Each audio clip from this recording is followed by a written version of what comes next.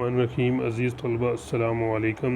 BA BSc के next lecture में आपके सामने ये इकनॉमिक्स पेपर बी के कुछ क्वेश्चन लेके आया हूँ।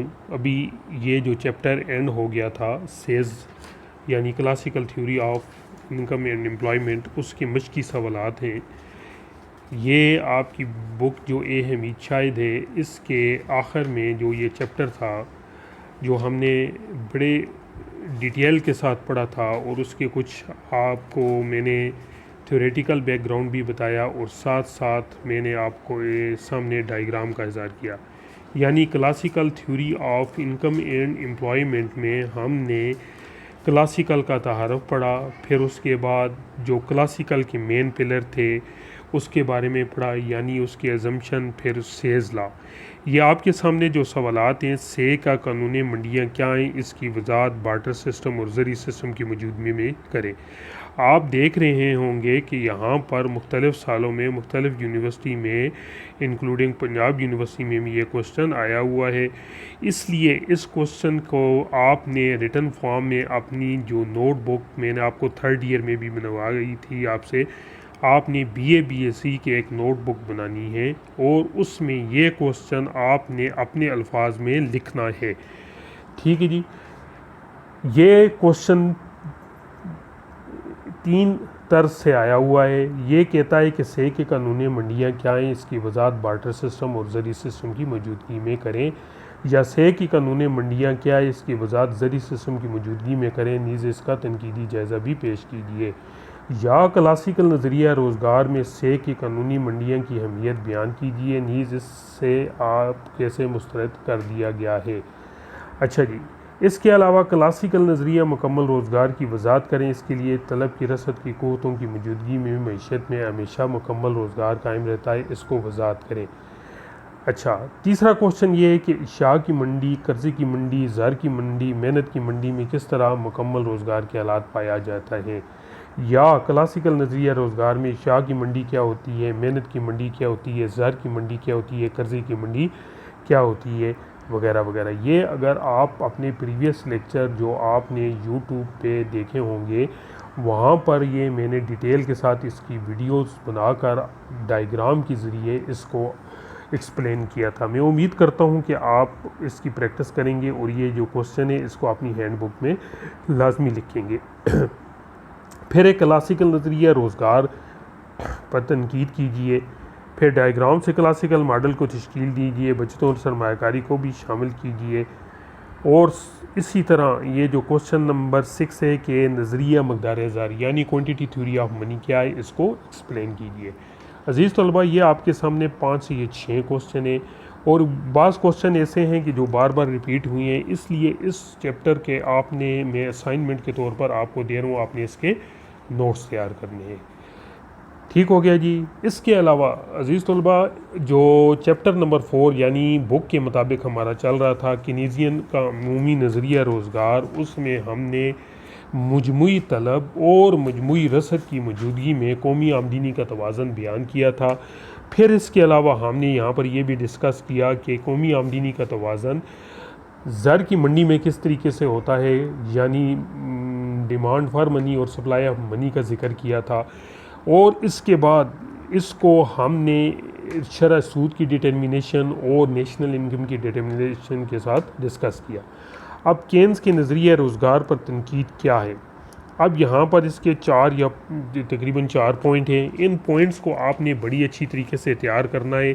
ये पंजाब यूनिवर्सिटी के जो पैटर्न है उसमें बहुत दफ़ा ये क्वेश्चन आया हुआ है। मैं उम्मीद करता हूँ कि आप इस चैप्टर स्पेशली नज़रिया जो इनकम एंड एम्प्लॉयमेंट है by Keynesian theory of income and employment, Keynesian cross 1 और कीनेजियन क्रॉस 2 को बड़े अच्छी तरीके से पढ़ेंगे। जिस तरीके से 1930 का डिप्रेशन बयान किया केन्स ने, उसने बुनियादी तौर पर यह केन्स का नज़रिया का ताल्लुक एक बंद मीशत है, लेकिन आजकल के दौर में बंद मीशतें नहीं है बल्कि इकानमी खुली होती है। कोई मुल्क दीगर बैनुल-अक़वामी तजारत के साथ बाइकॉट नहीं कर सकता, या हम ये कहें कि कोई मुल्क अकेले सर्वाइव कर सकेगा, ये मुमकिन नहीं है। एक तो ये खामी है। दूसरी कहता है कि इनके नज़रिए रोज़गार के मुताबिक मुकम्मल रोज़गार से पहले सर्फ और पैदावार बढ़ती है, जबकि मुकम्मल रोज़गार के बाद सर्फ और सिर्फ कीमतें बढ़ती हैं। लेकिन 73 में हमने ये देखा, जिसे हम कहते हैं कि सप्लाई शॉक्स दिए गए, जिसमें तलब की अफजाइश के अफरात ज़र के साथ साथ रसद की अफजाइश का अफरात ज़र भी देखने में आया। इसके अलावा केन्स की नज़रिया रोज़गार का तलक अरसा कलील की सूरत हाल से है, यानी अरसा कलील एक ऐसा अरसा है जिसमें कहा जाता है कि कीमतें ना बढ़े, आबादी ना बढ़े, टेक्नोलॉजी ना बढ़े, वगैरह वगैरह। लेकिन प्रैक्टिकल लाइफ में हम देखते हैं कि आबादी भी बढ़ती है, टेक्नोलॉजी वगैरह भी बढ़ती है। लिहाजा एक तो क्रिटिसिज्म इसके ऊपर ये हो गया। फिर कहता है कि केन्स ने हुकूमती मुदाखलत पर बेतहाशा जोर दिया, लेकिन ये सूरत हाल इनफरादी मुहर्रकात को मुतासर करती है। हुकूमत मुदाखलत बेजा के नतीजे में दफ्तरी कार्रवाइयों को फ़रोग मिलता है, जिससे बाज़ फैसलों को इम्प्लीमेंट होने में उसकी ऊपर क्या हो जाता है, डिले हो जाते हैं, ताख़ीर का सबब बन जाते हैं, जिससे सही तरह के नताइज अखज़ नहीं कर सकते। ये 5 पॉइंट हैं जी, तकरीबन 4 से 5 पॉइंट हैं। ये आपने अपने अल्फाज में या पॉइंट्स की शक्ल में या बुलेट्स या नंबरों की शक्ल में आपने इसको पढ़ना है, ठीक है जी। ये हो गया जी चैप्टर आपका एंड। इस चैप्टर के आखिर में ये बहुत सारे क्वेश्चन हैं जी। मैं उम्मीद करता हूँ कि आप टाइम टू टाइम इन क्वेश्चन को पढ़ते रहेंगे, और जो पहली असाइनमेंट मैंने आपको दी है वो कम से कम आप तकरीबन एक हफ़्ते के अंदर 3 से 4 क्वेश्चन करें। सेकंड चैप्टर को एंड होने के बाद ये तकरीबन किनेजियन क्रॉस 1 जो है आपका एंड हो गया है। अज़ीज़ तलबा, आपको मैं बताता चलूँ कि यहाँ तक मैक्रो इकोनॉमिक्स के हमारे तकरीबन 2 टॉपिक कवर हो जाते हैं एग्जामिनेशन पॉइंट ऑफ व्यू से। ये इसके क्वेश्चन है जो मैं आपके सामने मैक्सिमाइज़ और मिनिमाइज़ कर रहा हूँ, यानी पंजाब यूनिवर्सिटी में कब कब यहाँ ये क्वेश्चन आए।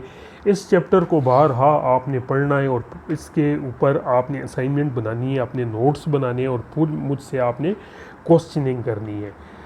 इसके अलावा मैं आपके नोटिस में ये लाना चाहता हूँ कि कल से हम इंशाल्लाह जो आपका 3rd ईयर का पेपर था माइक्रो इकनॉमिक्स, क्योंकि आपके इम्तिहानात तो लाजमी होने हैं पंजाब यूनिवर्सिटी के, तो इंस्ट्रक्शन हमें ये मिली है कि पेपर बी के साथ साथ अगर आपको पेपर ए की रिवाइज कर दिया जाए, यानी मैं हफ्ते के 4 दिन आपकी जो पेपर ए है उसके ऊपर मखसूस करूँगा, बाकी 2 जो दिन होंगे जुमा और हफ्ता, उसमें हम इंशाल्लाह पेपर बी जो पढ़ चुके हैं इसको रिवाइज भी करेंगे और इसके आगे आगे मुख्तसर से टॉपिक को डिफ़ाइन करेंगे।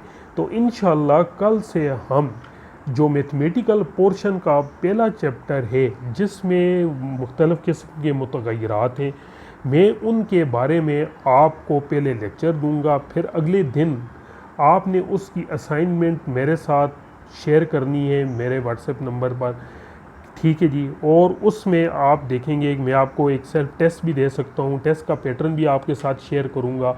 आपने वो रिवाइज़ करना है पेपर, क्योंकि अभी आपने पेपर देने हैं, मे भी आपके पेपर सितंबर में हो जाते हैं या अगस्त में शुरू होते हैं या बहुत भी लेट हुए अक्टूबर में शुरू हो जाते हैं, फिर उसके बाद आपने ये सारी चीज़ें डिस्कस करनी है। तो लिहाजा कल से हम इंशाल्लाह 3rd ईयर का जो टॉपिक हैं उनको पहले मैं आपके सामने डिस्कस करूंगा, फिर उसके ऊपर असाइनमेंट दे के फिर हम एक टेस्टिंग सिस्टम को इंट्रोड्यूस करवाएंगे ताकि आपका पेपर है फिर दोबारा रिवाइज होना शुरू हो जाए, जिसमें हम न्यूमेरिकल के बारे में भी मैं आपके सामने न्यूमेरिकल को सॉल्व करूंगा, फिर आपको सेल्फ असाइनमेंट दूंगा, फिर आपने मुझे उसका फीडबैक देना है।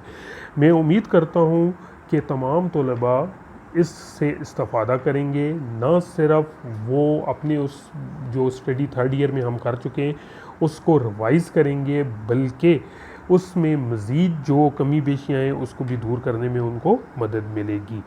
तो अज़ीज़ तलबा, कल के लेक्चर तक अल्लाह आपका हामी नासर हो। अल्लाह हाफ़िज़।